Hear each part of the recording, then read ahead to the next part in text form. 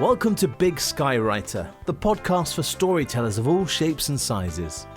Whether you write novels, teach classes, or just tell your friends what you did last weekend, if you're a storyteller, this podcast is for you.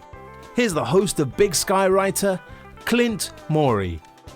Greetings from the Big Sky Country. Now, I was driving down the street yesterday, and I saw a sign posted on the corner.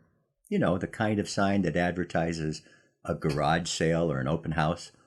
Only this sign did not advertise a garage sale or an open house. This sign let me know that this coming weekend there is going to be a reptile expo in town. A reptile expo. What in the world is a reptile expo? Now, I've never heard of a reptile expo. Do people show off their pet lizards? Do wranglers, this is Montana, remember, do wranglers bring in a herd of turtles? Will a group of mad scientists who play with DNA from ancient critters plan to show off a baby Tyrannosaurus Rex? I have no idea what a reptile expo is, but it's going to be here this weekend. And for those of you who don't live in the Big Sky Country, I'm so sorry for you. We have a reptile expo. You don't. Okay, today I'd like you to take a trip into the past. What can I say? I'm a history teacher. I love taking trips into the past. This particular trip began a little over 100 years ago in the small town of Calexico, California. The town was situated on the border with Mexico and had just over 6,000 inhabitants at the time our story begins. On September 26, 1921, Tomoyo Kawakita was born. His parents were Japanese citizens, but being born in the United States, Tomoyo automatically became an American citizen. He grew up and went to school in Calexico.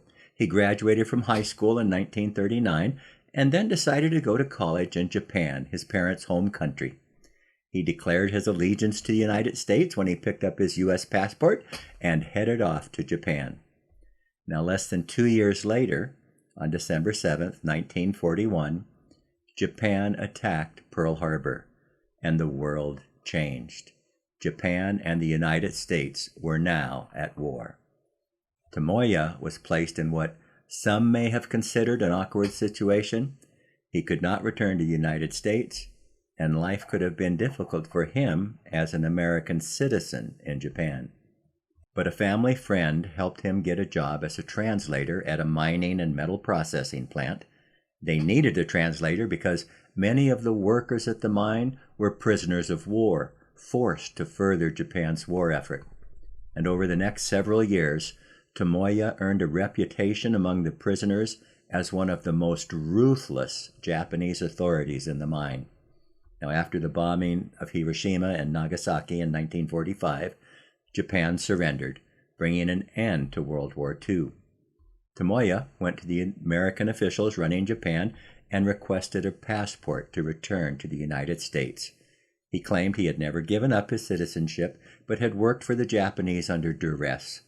He repeated his oath of allegiance to the United States and was given the passport.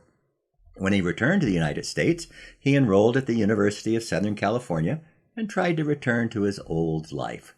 Now, in 1946, while shopping at a Sears store in downtown L.A., William Bruce, a former POW, recognized Tomoyo and followed him out of the store. Bruce wrote down the license number of Tomoyo's car and gave the information to the FBI. The FBI arrested Tomoyo Kawakita, and the government charged him with 15 counts of treason. And the government did not lack any witnesses. In fact, almost 100 former prisoners were more than willing to testify about Tomoyo's brutal treatment of the soldiers. The government only used about 30 of those men to make their case. Tomoyo's lawyer argued that his client couldn't have committed treason because he had given up his American citizenship and become a Japanese citizen. The prosecution argued that Kawakita had not officially given up his citizenship and had even claimed when he requested a passport to return to America that he had not renounced his citizenship. Now, when both sides finished their arguments, Judge Mathis explained to the jury that they were not deciding if Kawakita had committed war crimes.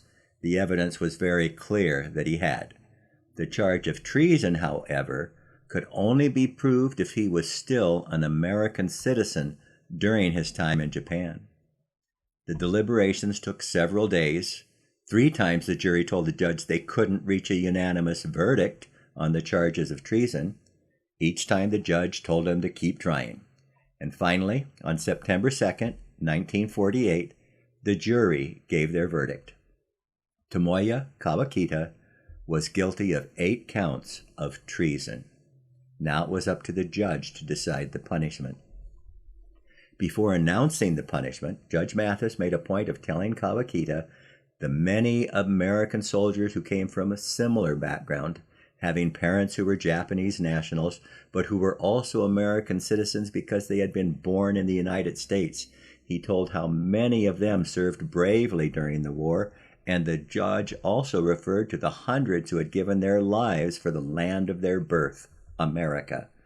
And then the judge said, "Throughout history, treason has always been the crime most abhorred by English-speaking people. The traitor has always been considered even worse than a murderer, and the distinction is based upon reason, for the murderer violates at most only a few, while the traitor violates all the members of his society, all the members of the group to which he owes his allegiance." Judge Mathis ordered Kawakita to be executed. Kawakita's mother broke down when the verdict was announced, and Tomoyo begged her not to kill herself. And Kawakita was now on death row, and his legal team immediately began the process of appealing the decision. The Ninth Circuit Court of Appeals reviewed the case, and on June 22, 1951, the 3-judge panel unanimously upheld the district court's decision.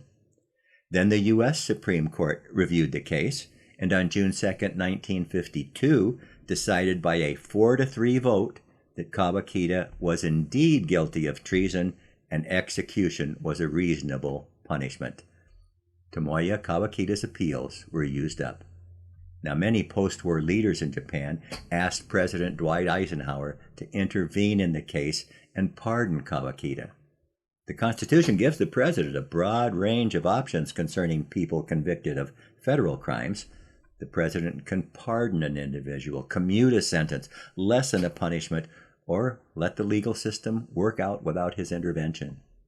Now, if you're listening to the audio podcast, I would encourage you to pause it for just a little bit and consider what you would have done if you had the power that President Eisenhower had. And if you're reading this episode, just stop a minute and decide what you would have done. Then continue reading.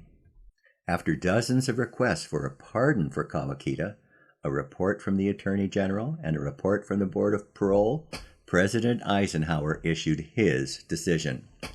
On October 29, 1953, President Eisenhower commuted the death sentence to life in prison.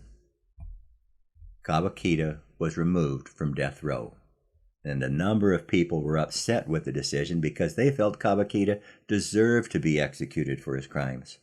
Others believed life in prison was an appropriate punishment. But the requests for a pardon continued to come in.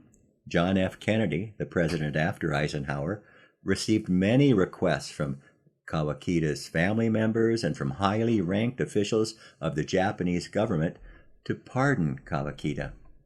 In 1963, in one of his last official acts before he was assassinated, President Kennedy issued a pardon to Tomoyo Kawakita on the condition that he leave the United States and never return. Kawakita was released from prison, went to Japan, and would pass away sometime in the 1990s. Now, justice is important to God. My question for you is, was justice done in this case? What would you have decided? Now, before I go, I'd like to share a blessing with you from the Old Testament. May the Lord bless and protect you. May the Lord's face radiate with joy because of you. May he be gracious to you, show you his favor, and give you His peace. Number 6:24 to 26. Until the next time, be the reason someone smiles today.